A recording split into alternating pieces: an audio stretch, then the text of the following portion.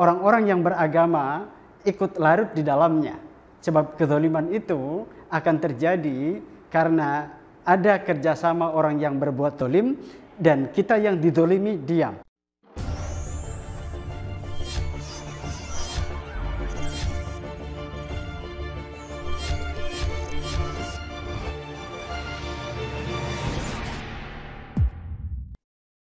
Assalamualaikum warahmatullahi wabarakatuh. Baik, kita coba lanjutkan tentang kajian kita di metodologi studi Islam. Kali ini kita akan coba bahas tentang tantangan agama. Dan pada tantangan agama ini, saya ingin meminjam apa yang disampaikan oleh Bambang Sugiharto, yang juga dikutip oleh Prof. Jai Mubarok. Ada tantangan agama saat ini. Agama di era postmodern seperti durian jatuh. Ya, dia beruntung, tetapi juga memiliki beban yang cukup berat. Apa tantangannya? Pertama, agama menghadapi persoalan kontemporer yang ditandai dengan disorientasi nilai. Agama ditantang tampil sebagai suara moral yang otentik. Kita pahami bersama bahwa sekarang ini banyak orang mengalami disorientasi nilai. Nah, persoalannya adalah bagaimana kemudian agama ditantang sebagai suara moral yang otentik.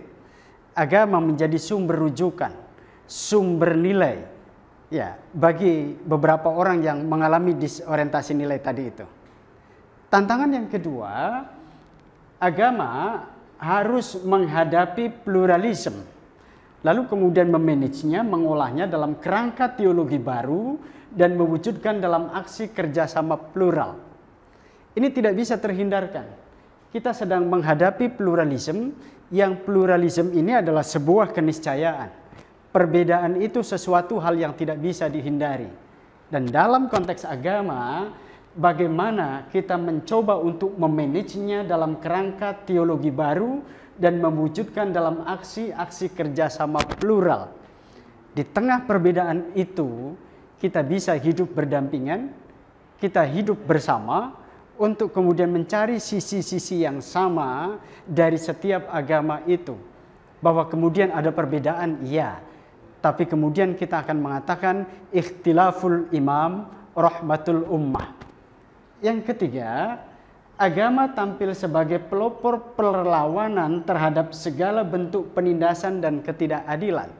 Jadi, ketika ada ketidakadilan, ada penindasan, ada kezaliman di situ, harusnya agama tampil sebagai pelopor perlawanan yang paling depan. Jangan sampai kemudian malah orang-orang yang beragama ikut larut di dalamnya. Sebab kezaliman itu akan terjadi karena ada kerjasama orang yang berbuat zalim dan kita yang dizalimi diam.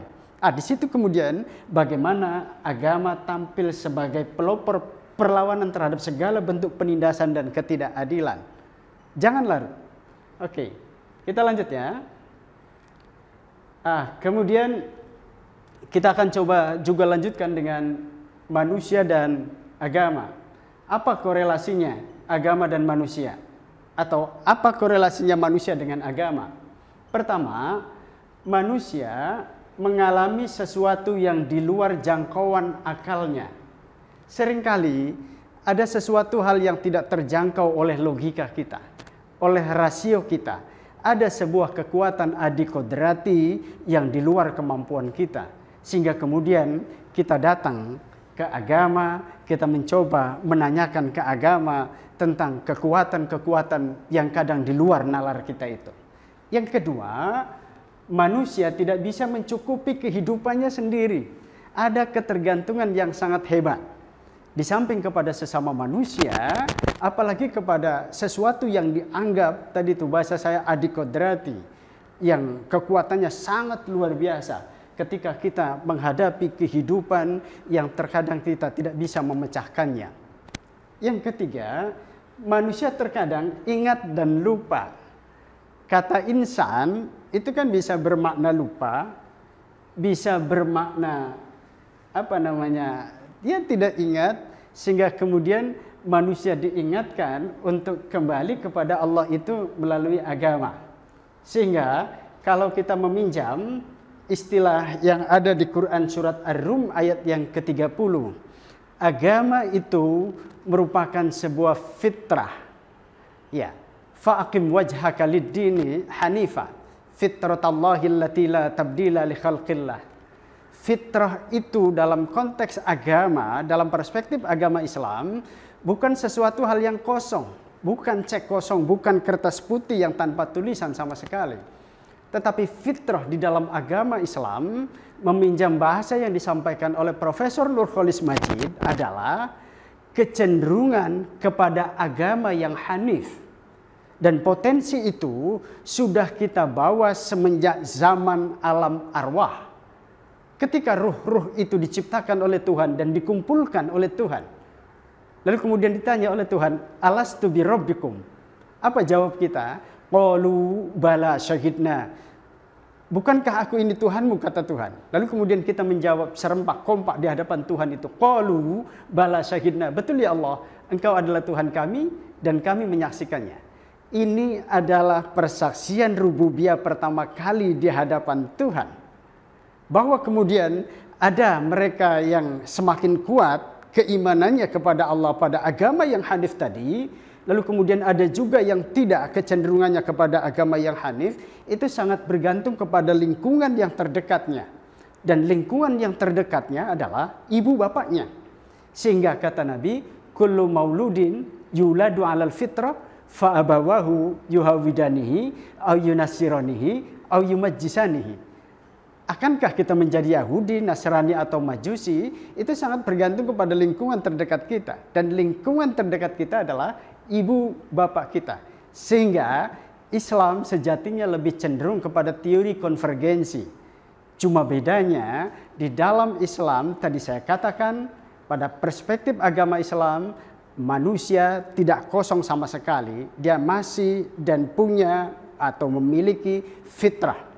Yang fitrah itu adalah kecenderungan pada agama yang hanif tadi itu.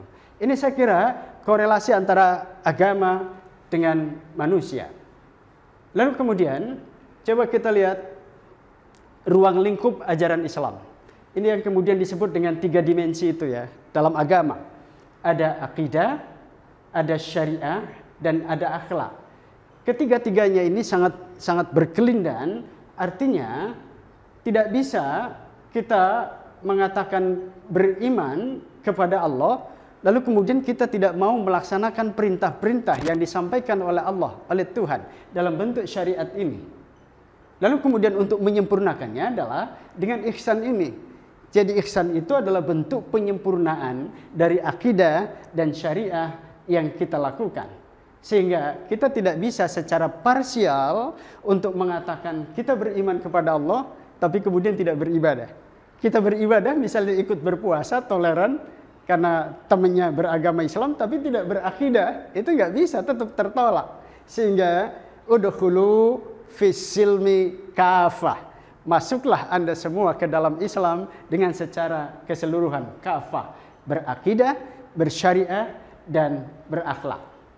Saya ingin coba ini uraikan satu persatu dari karakteristik ajaran Islam yang tadi disebut pada 3 dimensi itu.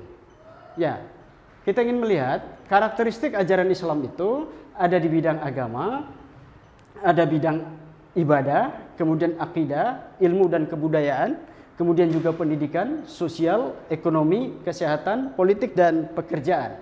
Kita lihat satu-satu ya. Oke. Yang pertama, bidang agama. Islam mengakui adanya pluralisme, tadi itu yang saya sampaikan. Pluralisme itu adalah sunnatullah. Perbedaan itu adalah sunnatullah. Ada laki-laki, ada perempuan, ada siang, ada malam.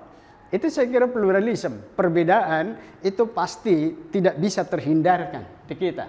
Dan universalisme. Universalisme itu yakni mengajarkan kepercayaan kepada Tuhan dan hari akhir, menyuruh berbuat baik, dan mengajak pada keselamatan. Saya berkali-kali menyampaikan, agama apapun secara universal, secara holistik, semuanya mengajarkan kebaikan. mengajarkan hal-hal yang menyuruh berbuat baik dan mengajak pada keselamatan. Tidak ada dalam konsep agama apapun, terutama agama samawi, yang menyuruh umatnya untuk korupsi gitu misalnya, atau untuk bermusuhan dengan saudara-saudaranya, untuk saling gontok-gontokan, berzina, minum khamr. Itu saya kira tidak ada dalam ajaran agama apapun. Jadi secara universal semuanya sama. Apalagi kemudian Islam mengajak kepada umatnya supaya beriman kepada Allah dan hari akhir. Ini yang kemudian menjadi dasar dalam toleransi, dalam beragama. Karakteristik Islam dalam visi keagamaannya bersifat toleran, pemaaf, tidak memaksakan dan saling menghormati. Karena dalam pluralisme agama tersebut terdapat unsur kesamaan, yakni pengabdian kepada Tuhan. Jadi kita tidak boleh melakukan pemaksaan kepada orang lain. Ya, pemaksaan itu terjadi ketika kita sudah masuk. Jadi ketika kita berada di luar, tidak ada pemaksaan supaya mereka memeluk agama kita. Tugas kita adalah mengajak, menyeru, mendakwahkan itu semua kepada orang-orang yang kemudian mudah-mudahan juga masuk ke dalam agama Islam gitu.